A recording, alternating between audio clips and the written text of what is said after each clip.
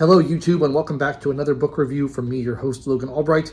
Today I'm reviewing the book The Antiquary by Sir Walter Scott.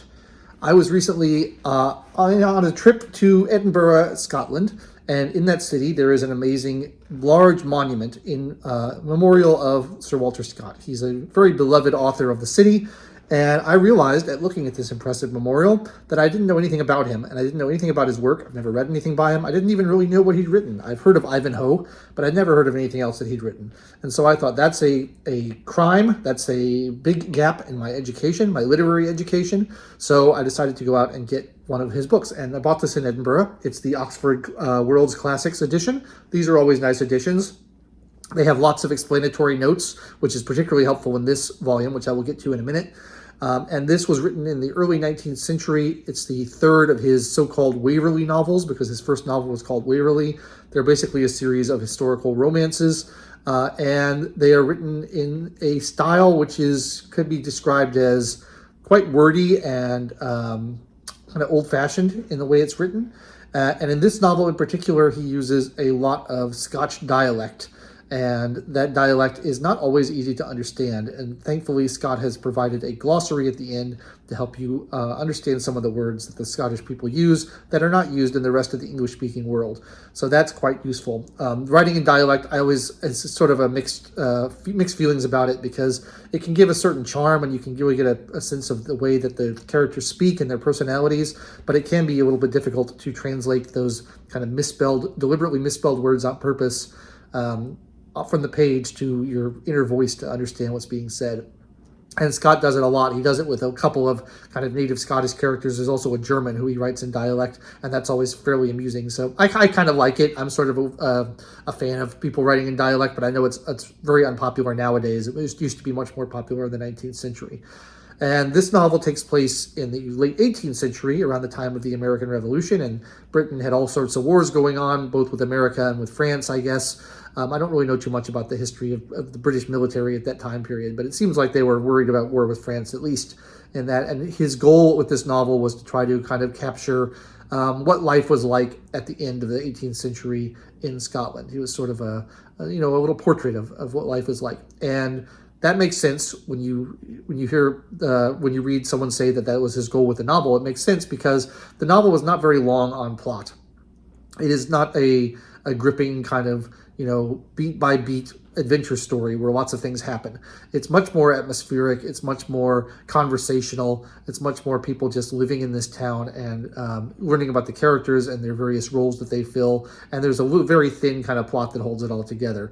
The story starts out where the main character, the antiquary, Jonathan Oldbuck is his name, is taking a carriage up to this town in the northeast of Scotland called Fairport, where he lives, and he's very kind of pompous and prickly and very exacting in his obsession with minutia over history, and he's very deliberate in wanting to tell people about all the things he knows about the history of Britain and the ancient history.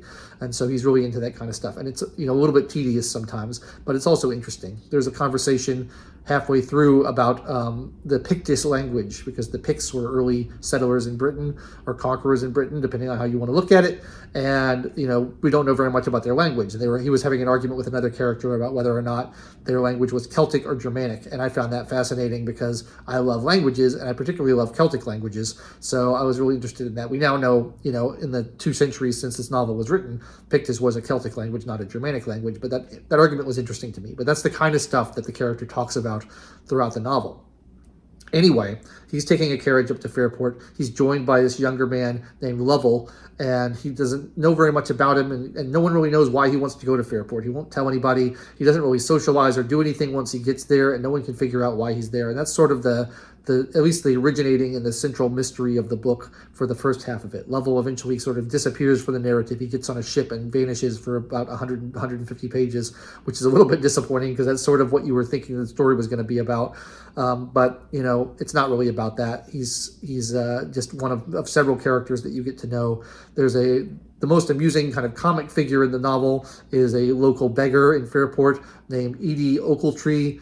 I think that's, roughly how you would pronounce it.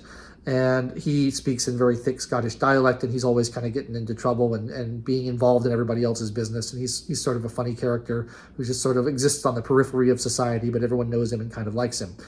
And then there's a local baronet who's in money trouble, who's like, a lord, but a minor lord, and he's indebted to a bunch of people, and it's his daughter and several other characters around. And then there's the German who's like a con man, basically, who's trying to get money out of people by tricking them into believing that there's buried treasure around.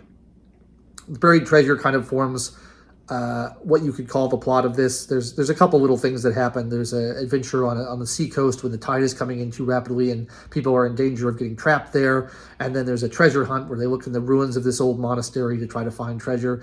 But really not a huge amount happens in the book. It's basically just about these characters and the way they live in this town and the way they speak to each other and the way they talk. And it's about 450 pages long.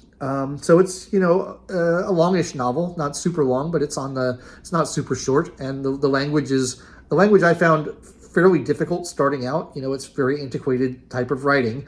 It's not the kind of writing you see today. It's very wordy and very flowery. But I kind of like that kind of writing. It just takes me a while to get used to it. It kind of takes me a while to get settled into the rhythm of it. So the first few chapters, I struggled a little bit with it, and then I kind of got used to it and didn't mind it so much. But it's interesting to me how like styles change and how this kind of writing was considered the peak of literary, achievement in those days. And Scott was considered such a great writer, and now like you'd never get a book like this published in a million years. People want much simpler, much clearer writing now. But it's sort of nice to go back and remind yourself at how more well-educated people were in the past, or at least not all people, but some of the rich people, the people who were reading these sort of novels were more well-educated in that they could read this stuff without difficulty. And now, I keep seeing all these articles and stuff about how college students can't read anymore and nobody's reading anymore, and no one can finish a book and it's so hard. And then there's this whole like book talk discussion where people on TikTok are complaining that books have too many words in them and they're too hard to read and they don't like them. And they want really, really simple, easy to digest things you can fly through and read, 200 books a year, which a lot of people are doing. And, I like the older, more demanding style. I find it's more rewarding to get into. So the book wasn't like amazing. It wasn't super gripping. It wasn't the best book I've ever read, but I enjoyed it for what it is. I thought it was fun to look into that kind of style of writing, to get some local Scottish color. I don't think I'll be dipping back into Scott's bibliography anytime soon. I probably will read Ivanhoe at some point because that's always on like lists of greatest novels of all time, and I should probably read it. But I enjoyed reading the novel, but it's not something that I want to really go back and spend a lot of time with. But I now know more about Sir Walter Scott than I did. It was sort of nice to get to know what he's all about. And I feel more well-educated than I was before. So that's, always a good thing when you're reading books. So if you are someone who's interested in kind of early 19th century, late 18th century style writing, and you like that kind of stuff, you might want to check out Sir Walter Scott's books. He's written many of them. There's a whole catalog, and like none of them I've ever heard of apart from Ivanhoe. But, that's all I have to say about it, really. I quite enjoyed it, but I will not be going back anytime soon. So that's my review of Sir Walter Scott's The Antiquary. It was, incidentally, I believe, the favorite of his own novels that he had, which is interesting. He liked the kind of the style of it, I suppose. But that's all I have to say about it. So if you enjoyed this review of Walter Scott's The Antiquary, please like the video and subscribe to the channel. Leave me comments down below, click the bell for notifications, and come back every Wednesday for another book review. I try to get through them quickly so I can talk to you about all the crazy books that I read and all the interesting authors that I discover. Thanks so much for watching. I've been your host, Logan Albright, and I will catch you next time.